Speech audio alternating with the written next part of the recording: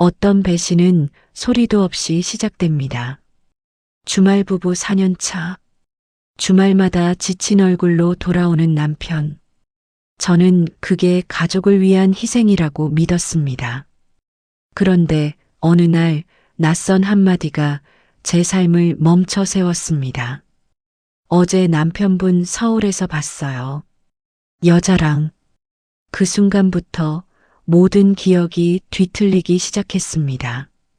짧은 통화, 늦은 귀가, 그리고 사라진 회사, 그리고 결국 제가 직접 찾아간 그 집. 초인종을 누르던 그 순간 문을 열고 나온 여자의 한마디에 제 결혼 4년이 산산이 부서졌습니다. 그날 저는 처음으로 알았습니다. 사랑이 아니라 완벽한 거짓말 속에서 살고 있었다는 걸. 어떤 진실은 갑자기 찾아옵니다. 아무런 예고도 없이 평범한 하루의 한가운데로. 저도 그랬습니다. 그날까지만 해도 저는 제 삶이 평온하다고 믿었습니다. 작지만 단단한 삶이라고 생각했습니다. 그런데 그 믿음은 단 한마디로 무너졌습니다. 주말 부부로 산 지 4년이었습니다. 남편은 지방 회사에 발령이 났다고 했습니다. 어쩔 수 없다고, 몇 년만 고생하면 된다고 했죠. 저는 그 말을 믿었습니다. 아니, 믿고 싶었습니다. 평일엔 혼자 아이를 챙기고 집안일을 했습니다. 연락은 뜸했습니다. 하루에 문자 몇 개, 통화 한두 번. 그것도 늘 짧았습니다. 바쁜 거겠지, 피곤한 거겠지. 그렇게 스스로를 다독였습니다. 주말이면 남편은 지친 얼굴로 집에 왔습니다. 말도 별로 없었고 밥을 먹고 나면 금방 잠들었습니다. 저는 그 뒷모습을 보며 미안하다고 생각했습니다. 가족을 위해 저렇게 애쓰는구나 싶었습니다. 한 번은 남편이 남기고 간 가방에서 낯선 영수증이 나온 적이 있었습니다. 서울 시내 카페 영수증이었습니다. 날짜는 평일 오후였습니다. 저는 잠깐 멈췄다가 그냥 넣어뒀습니다. 출장이었겠지, 회의가 있었겠지. 그렇게 덮었습니다. 지금 생각하면 그게 첫 번째 신호였는지도 모릅니다. 그날은 유독 하늘이 맑았습니다. 장을 보고 돌아오는 길이었습니다. 손에는 묵직한 장바구니가 들려 있었고 마음은 평소와 다를 게 없었습니다. 그런데 골목 어귀에서 아주머니 한 분이 저를 불러 세웠습니다. 평소에 인사만 나누던 동네 분이었습니다. 표정이 조금 이상했습니다. 어제 서울에서 남편분 본 것 같아요 하고 아주머니가 조심스럽게 말했습니다. 저는 잠깐 멍해졌습니다. 남편은 지방에 있는데요 하고 제가 말했습니다. 저도 그렇게 생각했는데 여자랑 같이 있더라고요 하고 아주머니가 말했습니다. 목소리가 작았습니다. 시선을 제대로 맞추지 못했습니다. 저는 웃으며 착각이셨겠죠 하고 돌아섰습니다. 별것 아닌 일처럼 말했지만 발걸음이 무거웠습니다. 집에 돌아와 장바구니를 내려놓았습니다. 평소처럼 냉장고를 정리하고 저녁 준비를 했습니다. 그런데 이상하게 손이 느렸습니다. 뭔가를 잊은 것 같은 느낌, 뭔가를 놓친 것 같은 느낌. 그게 계속 마음에 걸렸습니다.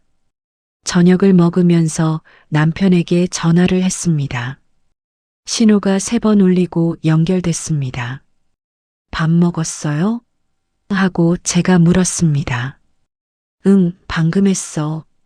왜? 하고 남편이 말했습니다. 목소리는 평소와 같았습니다. 피곤한 듯 짧게. 그냥요 하고 제가 말했습니다. 전화를 끊고 나서도 마음이 가라앉지 않았습니다. 아주머니 말이 자꾸 떠올랐습니다. 여자랑 같이 있더라고요. 설마 싶었습니다. 4년을 믿어온 사람인데, 가족을 위해 떨어져 사는 사람인데, 그런데 이상하게 그 한마디가 작은 돌멩이처럼 마음속에 가라앉았습니다. 파문이 퍼지듯 자꾸 퍼져나갔습니다. 밤이 됐습니다. 아이를 재우고 불을 껐습니다. 눈을 감았지만 잠이 오지 않았습니다. 천장을 보면서 지난 4년을 떠올렸습니다.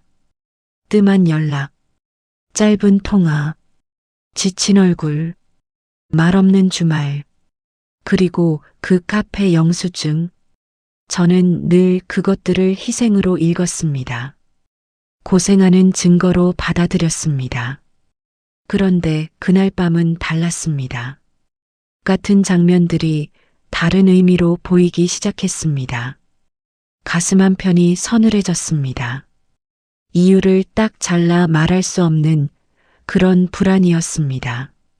저는 억지로 눈을 감았습니다. 아니겠지. 아닐 거야.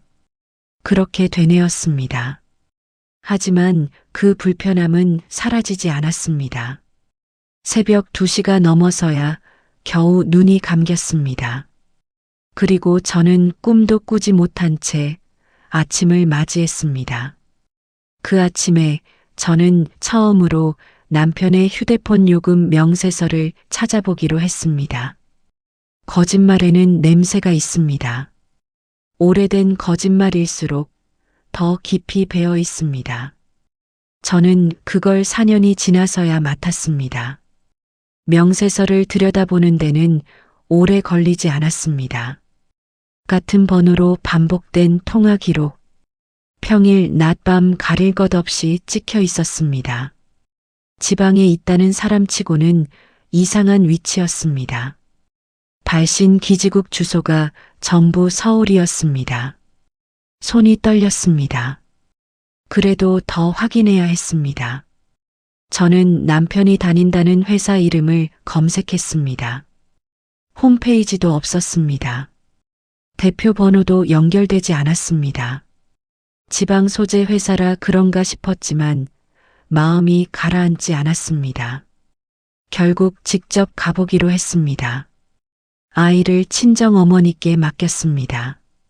어디 가냐고 물으셨지만 그냥 볼 일이 있다고만 했습니다. KTX를 탔습니다. 차창 밖으로 풍경이 빠르게 스쳐 지나갔습니다. 평소라면 멍하니 바깥을 봤을 텐데 그날은 아무것도 눈에 들어오지 않았습니다. 손에 쥔 종이에는 남편이 말했던 회사 주소가 적혀 있었습니다. 4년 동안 단 한 번도 의심하지 않았던 그 주소. 역에서 내려 택시를 탔습니다. 기사님이 주소를 보더니 잠깐 고개를 갸웃했습니다. 거기 지금 사람 있나요? 하고 기사님이 말했습니다. 저는 무슨 말인지 몰라 그냥 웃었습니다. 건물은 금방 나왔습니다. 골목 안쪽 낡은 4층짜리 건물이었습니다.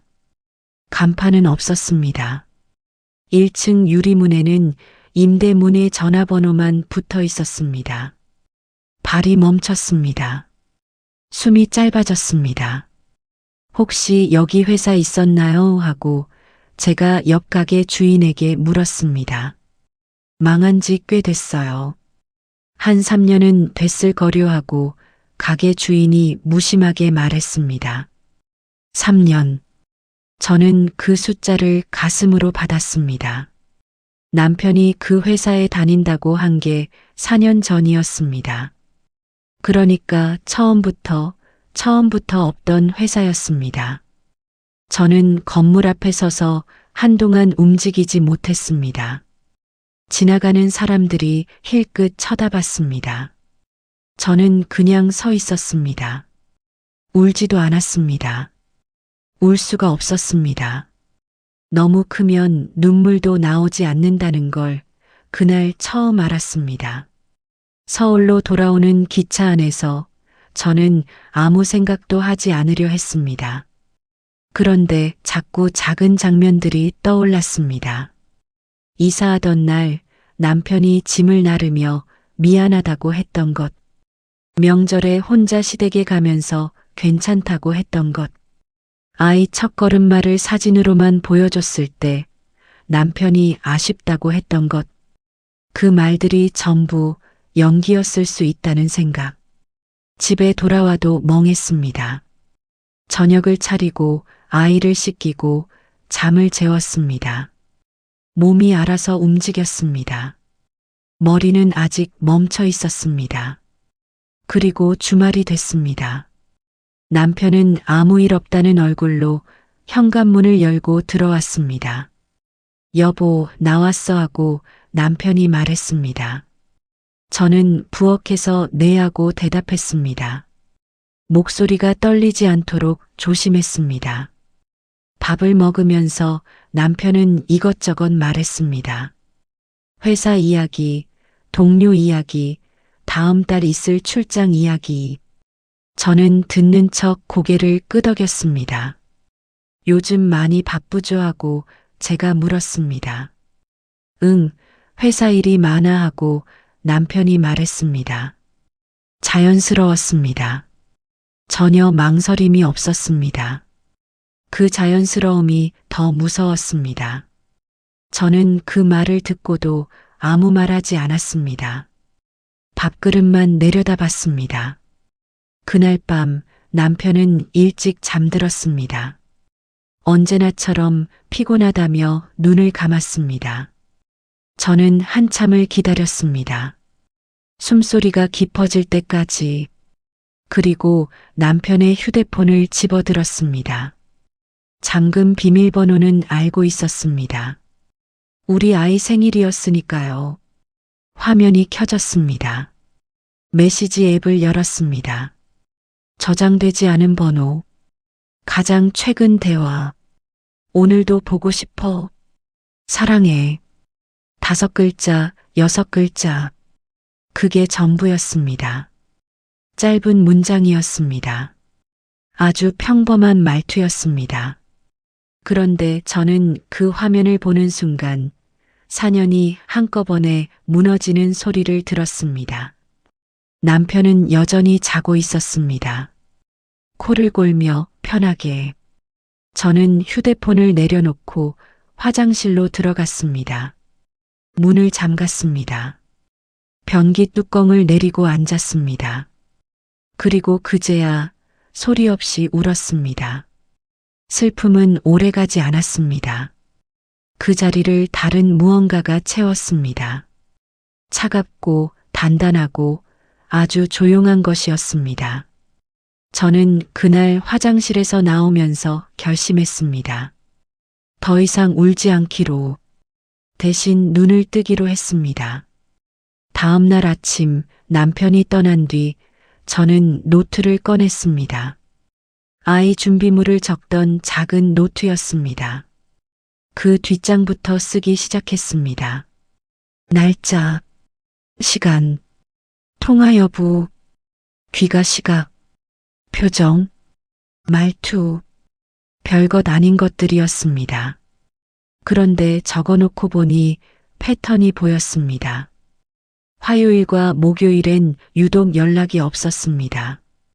주말에 내려오는 시각도 점점 늦어지고 있었습니다.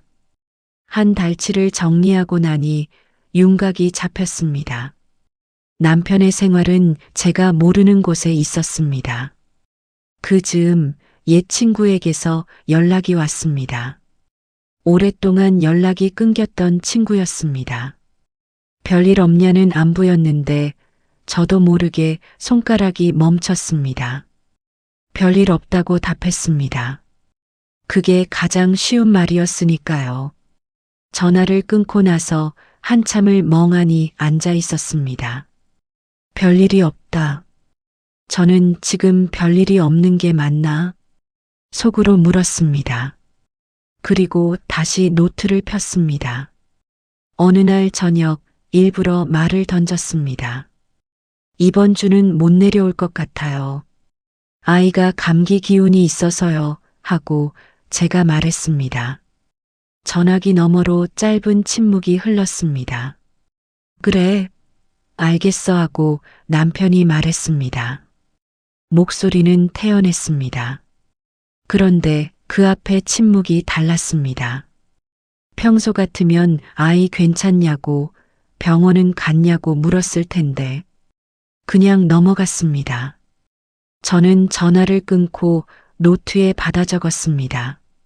반응 없음. 확인 필요. 그리고 다음 날 아침 일찍 혼자 서울로 올라갔습니다. 아주머니가 처음 남편을 봤다던 동네를 중심으로 움직였습니다. 강남 쪽 골목이었습니다. 카페가 많고 주택가와 맞닿은 곳.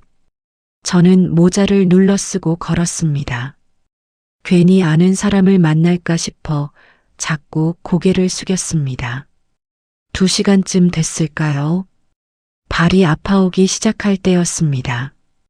편의점 앞 벤치에 앉아 물을 마시고 있는데 저도 모르게 눈이 멈췄습니다. 건너편 카페 유리 너머로 보이는 실루엣. 남자의 뒷모습, 어깨 너비, 앉은 자세, 습관처럼 오른손으로 머리를 쓸어 올리는 동작. 4년을 함께 산 사람의 몸짓은 잊히지 않습니다. 남편이었습니다. 맞은편에는 여자가 앉아 있었습니다. 단발머리, 얇은 어깨, 저보다 어려 보였습니다. 두 사람은 웃고 있었습니다. 자연스럽게 편하게 처음 보는 사이처럼 어색하지 않았습니다. 오래된 사이처럼 익숙했습니다. 저는 그 장면을 보면서 이상하게도 울지 않았습니다. 가슴이 쿵 내려앉는 느낌도 없었습니다. 그냥 보였습니다. 아주 선명하게 마음이 차분해졌습니다. 오히려 머리가 맑아지는 것 같았습니다. 저는 자리에서 일어났습니다. 그들이 나올 때까지 기다렸습니다. 카페 문이 열리고 두 사람이 나왔습니다. 어깨가 닿을 듯 가까이 걸었습니다. 남편이 여자의 짐을 들어줬습니다. 저는 일정한 거리를 유지하며 뒤를 따랐습니다. 골목을 2번 꺾고 작은 주택가로 들어섰습니다. 주황색 대문이 있는 빌라 앞에서 두 사람이 멈췄습니다. 여자가 먼저 들어갔습니다. 남편도 따라 들어갔습니다. 문이 닫혔습니다. 저는 그 앞에 서서 건물 호수를 눈에 담았습니다. 주소를 외웠습니다. 그리고 돌아섰습니다. 뒤를 한번 돌아보지 않았습니다. 돌아볼 필요가 없었습니다. 이제 저에게는 주소가 있었습니다. 날짜가 있었습니다. 기록이 있었습니다. 남편이 쌓아온 거짓의 주소를 저는 이제 알고 있었습니다. 집으로 오는 길, 저는 변호사 사무소 번호를 검색했습니다. 사람은 보고 싶지 않은 것을 보지 않으려 합니다. 하지만 저는 이미 눈을 떴습니다. 한번 보이기 시작하면 더 이상 외면할 수가 없습니다. 며칠을 더 지켜봤습니다. 아침 8시 남편이 빌라 문을 열고 나옵니다. 넥타이를 매고 있습니다. 저희 집에서는 한 번도 넥타이를 매고 나간 적이 없었습니다. 저녁 7시 장바구니를 들고 돌아옵니다. 여자가 함께입니다. 두 사람이 나란히 걷습니다. 여자가 뭔가를 말하고 남편이 웃습니다. 저는 길 건너편 버스 정류장에 앉아 그 모습을 봤습니다. 모자를 눌러 쓰고 마스크를 쓰고 그냥 기다리는 사람처럼 그 둘은 이미 하나의 가족처럼 살고 있었습니다. 아침을 함께 시작하고 저녁을 함께 마무리하는 생활. 저와 아이에게는 주말 반나절만 내어주던 사람이 그쪽에서는 매일을 살고 있었습니다. 그걸 확인하는데 사흘이면 충분했습니다. 나흘째 되던 날이었습니다. 동네 마트에 들어갔습니다. 생필품을 몇 가지 살 생각이었습니다. 아무 생각 없이 카트를 밀고 있었는데 채소 코너에서 눈이 마주쳤습니다. 그 여자였습니다. 저는 순간 멈췄습니다. 상대도 잠깐 멈추는 것 같았습니다. 서로 모르는 사람이었습니다. 그쪽은 제가 누군지 모를 것입니다. 먼저 하세요 하고 그 여자가 카트를 비켜주며 말했습니다. 목소리가 부드러웠습니다. 표정도 밝았습니다. 괜찮습니다 하고 제가 말했습니다. 저는 그 얼굴을 찬찬히 봤습니다. 아주 자연스럽게 그냥 지나치는 사람처럼, 나쁜 사람처럼 보이지 않았습니다. 아기가 있는 얼굴도 아니었습니다. 그게 더 이상했습니다. 이 사람은 알고 있을까? 상대 남자에게 아내와 아이가 있다는 걸? 아니면 모르는 걸까? 남편이 이쪽에도 거짓말을 했을까? 알고도 모른 척하는 건지, 진짜 모르는 건지. 그것만큼은 그날 알 수 없었습니다. 마트를 나오면서 결심했습니다. 더 이상 지켜보기만 하지 않기로. 그 주 주말이었습니다. 남편이 늘 하던 대로 피곤한 얼굴로 들어왔습니다. 가방을 내려놓고 소파에 앉았습니다. 저는 주방에서 차를 끓이다가 조심스럽게 꺼냈습니다. 서울 같이 갈래요. 오랜만에 나들이나 하게요 하고 제가 말했습니다. 남편의 손이 잠깐 멈췄습니다. 들고 있던 리모컨을 내려놓으며 이쪽을 봤습니다. 갑자기 왜 하고 남편이 당황하며 말했습니다. 그냥 바람 쐬고 싶어서요. 아이도 데리고 나가면 좋잖아요 하고 제가 말했습니다. 남편은 잠시 망설였습니다. 뭔가를 계산하는 눈빛이었습니다. 그래, 알겠어 하고 결국 남편이 말했습니다. 다음 날 아침 3시 함께 서울로 올라갔습니다. 아이는 차 안에서 신이 나 있었습니다. 창밖을 보며 저게 뭐야, 저건 뭐야 하고 물었습니다. 남편은 대답해 주면서 웃었습니다. 저도 웃었습니다. 세 사람이 웃는 차 안에서 저는 속으로 길을 세고 있었습니다. 강남으로 들어서면서 내비게이션이 아닌 제 기억으로 길을 안내했습니다. 골목을 꺾고 좁은 도로로 들어서고 주황색 대문 앞으로 방향을 잡았습니다. 남편의 표정이 서서히 굳기 시작했습니다. 여기가 어디야 하고 남편이 낮게 말했습니다. 모르세요 하고 제가 말했습니다. 차가 멈추자 남편이 제 팔을 잡았습니다. 여기 왜 와 하고 남편이 말했습니다. 목소리가 떨렸습니다. 평소에 그 무심한 목소리가 아니었습니다. 저는 팔을 천천히 빼고 차 문을 열었습니다. 아이에게 잠깐 여기 있어 하고 조용히 말한 뒤 주황색 대문 앞으로 걸어갔습니다. 남편이 뒤따라오며 제 이름을 불렀습니다. 저는 멈추지 않았습니다. 초인종에 손가락을 올렸습니다. 그리고 눌렀습니다. 어떤 순간은 평생 기억에 남습니다. 소리도, 냄새도, 공기의 온도까지. 그날 그 문 앞이 저에겐 그랬습니다. 초인종 소리가 멎었습니다. 안에서 발소리가 들렸습니다.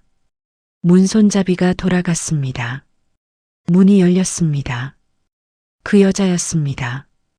앞치마를 두르고 있었습니다. 저녁을 준비하던 중이었는지 손에 행주가 들려 있었습니다. 저를 보고 잠깐 멈췄습니다. 낯선 사람이었으니까요. 저는 그 얼굴을 정면으로 봤습니다. 뒤에서 남편이 제 팔을 잡으려 했습니다. 저는 한 걸음 앞으로 나섰습니다. 저 이 사람 아내입니다 하고 제가 조용히 말했습니다. 그 여자의 얼굴이 굳었습니다. 행주를 쥔 손에 힘이 들어가는 게 보였습니다. 아무 말도 나오지 않는 것 같았습니다. 입이 열렸다가 다시 닫혔습니다. 남편은 고개를 들지 못했습니다. 제 뒤에 서서 처음으로 아무 말도 하지 못하고 있었습니다. 4년 동안 능숙하게 말을 만들어내던 사람이 그날만큼은 입을 열지 못했습니다. 저는 가방에서 봉투를 꺼냈습니다. 사진이 들어 있었습니다. 제가 직접 찍은 것들이었습니다. 날짜와 장소가 적힌 기록지도 함께였습니다. 두 분 꽤 오래 같이 사셨더라고요 하고 제가 말했습니다. 목소리가 떨리지 않도록 단단히 잡았습니다. 그 여자는 사진을 들고 한참을 서 있었습니다. 시선이 남편에게 갔다가 다시 저에게 왔습니다. 그 눈빛이 말하고 있었습니다. 몰랐다고. 정말 몰랐다고. 저는 그 눈빛을 믿었습니다. 이 사람도 속은 쪽이었습니다. 남편은 그쪽에서도 거짓말을 했던 겁니다. 세 사람이 한자리에 서 있었습니다. 아무도 말을 하지 않았습니다. 현관 앞에 어색한 침묵이 흘렀습니다. 바람이 불었습니다. 어디선가 저녁 반찬 냄새가 났습니다. 저는 그 여자에게 말했습니다. 저한테 화내실 필요 없습니다. 저도 피해자입니다 하고 제가 말했습니다. 그 여자는 고개를 떨구었습니다. 저는 봉투를 돌려받고 뒤를 돌았습니다. 차로 걸어가는데 남편이 따라왔습니다. 잠깐만 얘기 좀 하자 하고 남편이 말했습니다. 저는 멈추지 않았습니다. 차 뒷좌석에서 아이가 기다리고 있었습니다. 창문에 얼굴을 붙이고 이쪽을 보고 있었습니다. 저는 아이에게 웃어 보였습니다. 엄마 왔어 하고 말했습니다. 그날 이후로 저는 감정을 앞세우지 않았습니다. 변호사를 만났습니다. 서류를 준비했습니다. 재산 목록을 정리하고 위자료 기준을 확인했습니다. 남편은 그 사이 몇 번이고 연락을 해왔습니다. 한 번만 봐줘. 내가 잘못했어 하고 남편이 말했습니다. 저는 전화를 받지 않았습니다. 문자는 변호사에게 넘겼습니다. 한 번은 친정 앞까지 찾아왔습니다. 어머니가 나오셔서 눈물을 흘리셨습니다. 그냥 보내드리세요 하고 제가 말씀드렸습니다. 어머니는 제 손을 꼭 잡으셨습니다. 아무 말 없이 그냥 잡고 계셨습니다. 그 손이 어떤 말보다 컸습니다. 조정 기일이 잡혔습니다. 남편이 끝까지 매달렸습니다. 복도에서 마주쳤을 때였습니다. 남편이 제 앞에 섰습니다. 한 번만 봐줘. 아이 생각도 해줘 하고 남편이 말했습니다. 저는 그 말을 듣고 잠깐 멈췄습니다. 아이를 생각하지 않은 날이 단 하루도 없었습니다. 아이 때문에 더 오래 버텼고 아이 때문에 더 정확하게 정리해야 했습니다. 이미 늦었습니다 하고 제가 말했습니다. 그리고 조용히 돌아섰습니다. 판결이 났습니다. 이혼이 확정됐습니다. 서류에 도장을 찍는 순간 이상하게도 손이 떨리지 않았습니다. 4년을 버텼고 몇 달을 확인했고 그 모든 걸 기록으로 남겼습니다. 배신은 컸습니다. 하지만 진실이 더 컸습니다. 저는 그걸 끝까지 확인하고 나서야 비로소 내려놓을 수 있었습니다. 그날 저녁 아이와 둘이 밥을 먹었습니다. 아이가 엄마, 오늘 반찬 맛있다 하고 말했습니다. 저는 그 말에 웃었습니다. 오랜만에 억지가 아닌 웃음이었습니다. 작은 식탁, 두 사람 몫의 밥그릇. 그것으로 충분했습니다. 새로 시작하는 삶은 아주 작은 데서 시작됐습니다. 이야기는 여기까지입니다. 불륜이라는 것, 철저히 숨긴다고 해도 배우자는 눈치로 미세한 변화를 알고 있습니다. 다만 그 사실을 확인할 수 있는 여건이나 그 이상의 능력이 부족하여 확인을 하지 못하는 것뿐입니다. 주말 부부라는 것이 유혹에 쉽게 빠질 수 있는 상황인 걸 모두 다 알고 계실 겁니다. 그래도 많은 주말 부부들은 상호간의 믿음으로 혹시 있을 유혹을 이겨내고 버텨내는 것입니다. 그 믿음을 저버리는 순간 여러분이 그동안 지켜온 가정과 본인의 인생이 나락으로 빠져들 수도 있기에 모든 이들이 이를 지켜내고 있는 거라고 생각합니다. 그날 이후 남편은 끝까지 매달렸습니다. 한 번만 기회 줘, 다 정리할게. 신기하게도 그 말이 틀린 말은 아니었습니다. 그 여자에게도 남편은 같은 거짓말을 하고 있었습니다. 그쪽에서도 이쪽에서도 가족이었던 겁니다. 저는 문득 이런 생각이 들었습니다. 이 사람은 나쁜 사람일까? 아니면 그냥 비겁한 사람일까? 그리고 더 무서운 건 이 4년이라는 시간이 전부 거짓이었냐는 질문이었습니다. 한 번도 진심이 없었을까요? 아니면 둘 다 진심이었을까요? 저는 결국 이혼을 선택했습니다. 그게 맞다고 생각했으니까요. 그런데 가끔, 아주 가끔 이런 생각이 듭니다. 만약 그날 제가 끝까지 모른 척 했다면 우리 가족은 지금도 유지되고 있었을까요? 여러분이라면 어떻게 하셨을 건가요? 모른 척하고 가정을 지킨다, 아님 진실을 알고 끝낸다. 그리고 더 중요한 질문입니다. 이 남자 정말 악한 사람이라고 생각하시나요? 아니면 그냥 인간적으로 약했던 걸까요? 댓글로 여러분 생각을 남겨주세요. 오늘 이 내용이 재미있으셨다면 구독, 좋아요 부탁드립니다. 감사합니다.